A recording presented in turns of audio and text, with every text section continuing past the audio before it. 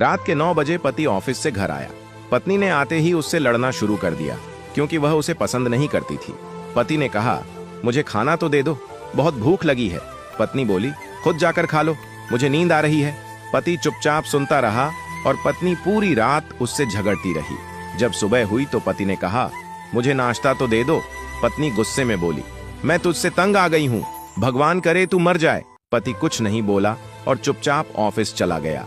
दोपहर में पत्नी अपने बच्चों को स्कूल से लेकर घर वापस आ ही रही थी तो उसने देखा घर के सामने भीड़ लगी हुई है।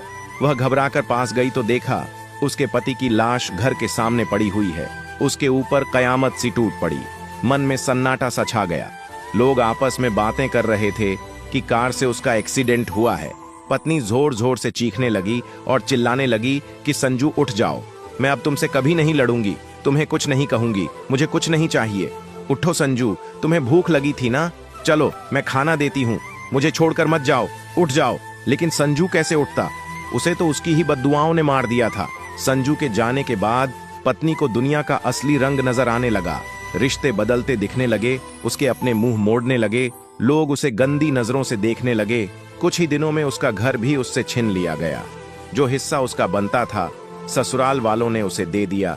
पति के मरने के बाद पत्नी को एहसास हुआ, पति जैसा भी हो, चाहे पसंद का हो या नापसंद का, लेकिन वह औरत के सिर का ताज होता है।